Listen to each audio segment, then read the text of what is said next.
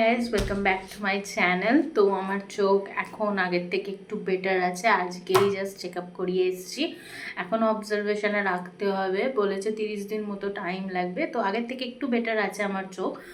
আর আরেকটা উপন্যাস পড়ে শেষ করেছি, সেটা হচ্ছে খাঁচায় বন্দি ফুল, যেটা রিসেন্টলি আমি পারচেস করেছি। এই হচ্ছে আমার মুদ্রা দোষ, ভালো লেগে গেলে ওটা শেষ করতেই হবে। ওই জন্যই আমি অবরুদ্ধ নিষিদ্ধটা পেরে উঠছি না, ওটা অনেকটা মোটা বলে চোখে প্রেশার পড়বে, তাই যাই হোক। এই উপন্যাসটার ট্যাগলাইন হচ্ছে, আমার ফুল আমি খাঁচায় বন্দি করে রাখবো, অন্য কোনো ভ্রমর তার ঘ্রাণও পাবে না, কাছে আসা তো দূর। আর বইটার ব্লার্ব হচ্ছে, ধনী পরিবারের উত্তরাধিকারী সাইফ চৌধুরী, যার কাছে টাকা মানেই ক্ষমতা আর ক্ষমতা মানেই অধিকার।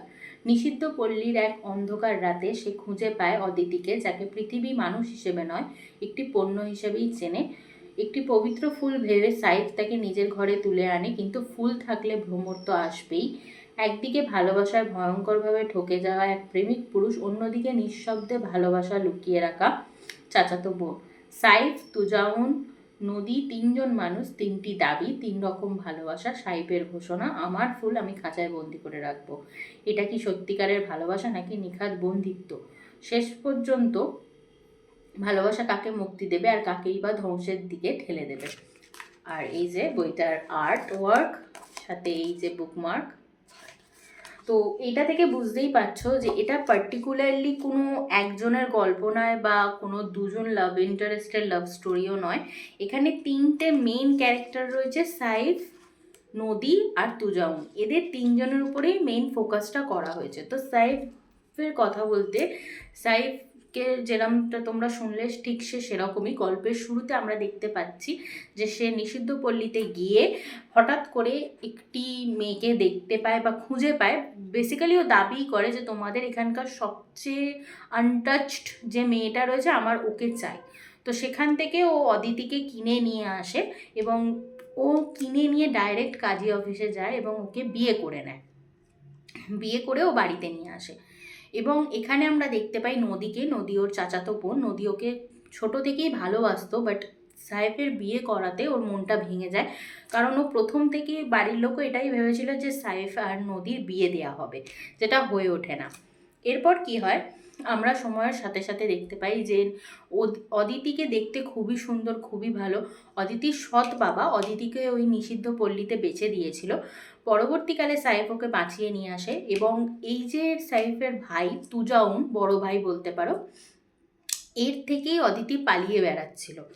আর এই তুজাউন হচ্ছে গ্রামের প্রধানের ছেলে, খুব বকাটে, খুব মানে ওঁচাটে টাইপের একটা ছেলে, যার লাইফে মেয়ে ছাড়া কোনো কথা নেই। ওরও একটা হিস্ট্রি রয়েছে। ও লাইফে যখন মানে উঠন্ত ওর বয়স, তখন ও একটা মেয়েকে খুব মন থেকে ভালোবেসেছিল, মেয়েটার নাম জ্যোৎস্না। কিন্তু মেয়েটা পরবর্তীকালে ওর ভালোবাসাকে রিজেক্ট করে দিয়ে একটা অন্য ছেলেকে বিয়ে করে নেয় বা ওকে ছেড়ে চলে যায়। তারপর থেকে তুজাউন এরকম হয়ে গেছিলো। এবং এই মেয়ে নিয়ে থাকাথাকি বা এই মেয়ে নিয়ে কাজ কারবারের মধ্যে দিয়েই ওর একদিন চোখ পড়ে অদিতির উপরে, এবং অদিতিকেও মনে মনে বিয়ে করবে বলে ঠিকও করেছিল, কিন্তু তার আগেই অদিতি পালিয়ে যায় এবং ঘটনাচক্রে সাইফের সাথে বিয়ে হয়ে যায়। তো এখনও অবধি তুজাউন সেটা জানে না যে ওর ছোটো ভাইয়েরই বউ হচ্ছে অদিতি। অন্যদিকে নদীর মন ভেঙে গেলেও আমরা এখানে দেখতে পাই যে একটা মেয়ে নিজের ভালোবাসার মানুষকে অন্যের হয়ে যেতে দেখেও কতটা ধৈর্য, কতটা সংযম নিয়ে সেই একই বাড়িতে থাকে, সেই মেয়েটাকেও ভালোবাসতে আরম্ভ করে, কি না ওর ভালোবাসার মানুষ ওই মেয়েটাকে ভালোবাসে। এবং নদীর লাইফে আবার আসে হচ্ছে তুমুল নামে একটি ছেলে, যাকে বাড়ির লোকই দেখে শুনে বিয়ে দেওয়ার ঠিক করেছে। তুমুল ওর জীবনে এমন একটা মানুষ হয়ে ওঠে যে নিজের ভালোবাসা দিয়েও নদীর সমস্ত খারাপ লাগাকে দূর করে দেয়। নদীর ছোট থেকে ছোট শখ, যেগুলো ফেসবুকে বলেছিল, যেগুলো কোনোদিনও ভেবেও দেখেনি, মানে নদী এমন একটা মেয়ে ছিল অন্যের হয়ে বাঁচতো, নিজের চাওয়া পাওয়া সব ছেড়ে দিয়েছিল, সেই মেয়েটার হয়ে একজন বাঁচতে এলো তুমুল।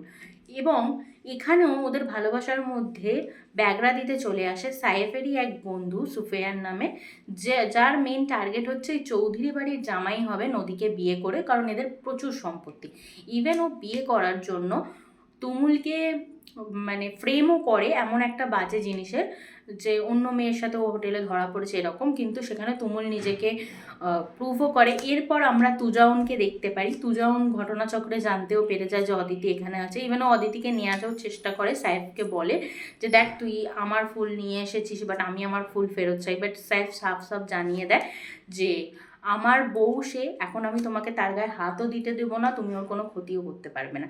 কিন্তু আমরা এদিকে দেখতে পাই যে তুজাউন মনের দিক দিয়ে খারাপ নয়। তুজাউন নিজের যে দিদিমা রয়েছে তার সাথে, ঠাকুমা রয়েছে তার সাথে খুব ইয়ার্কি মেরে কথা বলে, বাট ওর ভেতরে প্রচুর যন্ত্রণা লুকানো। মানুষ একটা বিশাল আঘাত পেয়ে এরকম পথে যায়, কিন্তু ও কোনোদিনও কারোর অনিষ্ট করেনি। বকাটে হোক মোচাটে হোক, যে মেয়েরা ওর সাথে উইলিংলি ইচ্ছাকৃতভাবে জড়াতে চাইতো তাদের সাথেই থাকতো, জোর করে কারোর সাথে করেনি। হ্যাঁ, অদিতির ক্ষেত্রে ব্যতিক্রম হয়েছিল, ও অদিতিকে পেতে চেয়েছিল, কিন্তু পরে ও এই জিনিসটাকেও ত্যাগ দিয়ে দেয় মন থেকে, কারণ অদিতি আজ ওর ছোট ভাইয়ের বোন। আর ও বাড়ির লোকেদের, ছোট ভাইদের, ইভেন মানে সাইফের যে চাচা মানে নদীর যে বাবা, সে ফার্স্টে কি বলবো,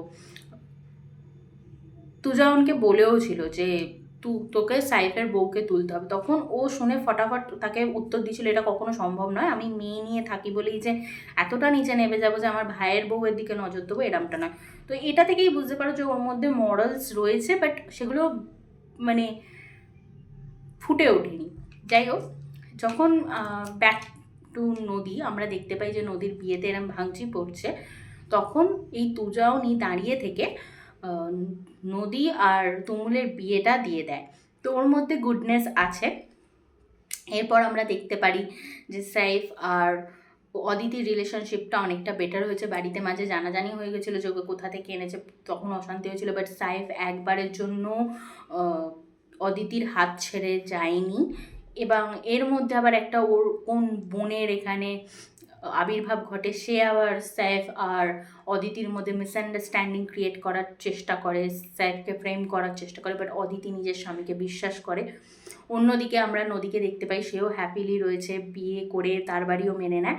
এবং শেষে এই তুজাউন যে জ্যোৎস্না বলে মেয়েটিকে ভালোবাসতো, সেই মেয়েটিকেও খুঁজে পাওয়া যায়। এই নদীরই যে স্বামী রয়েছে তুমুল, তারই এক মানে দুঃসম্পর্কের দিদি হয়, এবং তার থেকে জানতে পারে যে জ্যোৎস্না ওকে যে বলেছিল অন্য কাউকে বিয়ে করছে, ওটা সম্পূর্ণ মিথ্যে কথা, কারণ জ্যোৎস্না কোনোদিনও মা হতে পারবে না। এবং সেটা জেনেই ও তুজাউনকে ছেড়ে দিতেই মিথ্যে কথাটা বলে ওর লাইফ থেকে সরে গেছিলো। এবং এর মধ্যে কি হয় যে তুজাউন একটা বাচ্চা মেয়েকেও খুঁজে পায় এবং তাকে সে দত্তক নিয়ে নিয়েছিল। ওর লাইফে মনে হয়েছিল যে একটা তো ভালো কাজ করি, তো তখন ও জ্যোৎস্নাকে বলে যে আমায় বাচ্চা কাচ্চা দিতে হবে না, আমি ইভেন একটা মেয়েকে দত্তক নিয়ে নিয়েছি, চলো আমরা দুজনে ওর বাবা মা হয়ে যাই, কারণ আমি তো মনে মনে তোমাকেই ভালোবেসেছি। তো এর মধ্যে তুজাউনের একটা হ্যাপি এন্ডিং হয়ে যায়।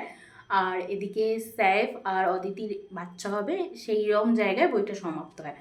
ওভারঅল বইটা প্রথম থেকে পড়তে খুব ভাল লাগবে। হালকা সাসপেন্স রয়েছে, নট থ্রিলার উপন্যাস, বাট সাসপেন্স রয়েছে, রোম্যান্স রয়েছে, তারপর ক্যারেক্টার ডেভেলপমেন্ট রয়েছে। বাট হ্যাঁ, 4.5 স্টার দিয়েছি এই কারণে, 5 স্টার দিইনি এই কারণেই যে প্রথম যে শুরুটা, হঠাৎ করে সাইফ কেন গেল নিষিদ্ধ পল্লীতে অদিতিকে কিনতে, মানে ওর মাথায় এলো কেন? ইভেন ওখানে বলা হয়েছে যে ও জেদের বসে এসছে, কেন ও নিজে বলছে যে আমি জেদের বসে এসছি, এই কাজ করেছি, কেন এলো? এই জিনিসটা আমার কাছে খটকা লাগলো। তারপর যেহেতু এটা একটা শর্ট উপন্যাস, তো এখানে হট করে ক্যারেক্টারদের ভাব চেঞ্জ হয়ে যাচ্ছে, ভালো থেকে খারাপ হয়ে যাচ্ছে, খারাপ থেকে ভালো হয়ে যাচ্ছে।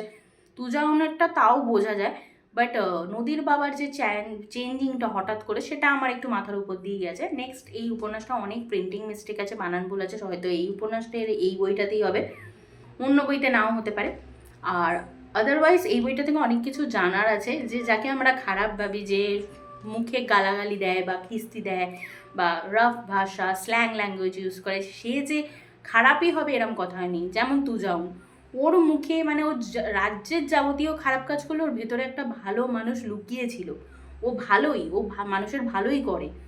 অন্যদিকে এই যে সুফাইন বলে যে বন্ধুটা ছিল সাইফের, সে মিষ্টি মুখে বাড়ির লোকের সাথে পুরো আত্মীয়তা করে একদম ভালো সেজেছিল, বাট ভেতরে ভেতরে ও নদীকে বদনাম করতে চেয়েছিল, নদীর হবু বরকে ফ্রেম করেছিল, এমনকি বন্ধুর পিঠে ছুরি মেরেছে, এইরকম একটা ব্যাপার। তো ওভারঅল উপন্যাসটা আমার ভালো লেগেছে। তোমরা চাইলে অবশ্যই এটা পারচেস করতে পারো, বইটার দাম খুবই কম। এটা উৎসর্গ প্রকাশন থেকে। আর বইটার প্রাইস হচ্ছে 440 টাকা। আমি এটা কলেজ স্ট্রিট থেকে 260 টাকায় পারচেস করেছি। তোমরা ওই 250-260 পেয়ে যাবে। মিশো এটা অ্যাভেলেবেল নেই আপাতত। আর তোমরা চাইলে অক্টোবরের আগে এগুলো পারচেস করে নাও, কারণ বুঝতেই পারছো বাংলাদেশি বইয়ের উপর একটা ব্যান চলে আসছে। অনেক বই আসবে না যেগুলো আন্ডার রেটেড। এই উপন্যাসগুলো একটু আন্ডার রেটেড আছে, তো আমার মনে হয় না এগুলো তোমরা সবসময় পাবে। যেগুলো ফেমাস সেগুলোর হয়তো যোগান থাকবে, সেগুলো পেয়ে যাবে, বাট যেগুলো আন্ডার রেটেড সেগুলো নাও পেতে পারো। তো এগুলো তোমরা পারচেস করে রাখতে পারো যদি ইচ্ছে করে তোমাদের। আর ভিডিওটা যদি ভালো লাগে like, share, subscribe and comment করে দিও। দেখা হচ্ছে নেক্সট ভিডিওতে।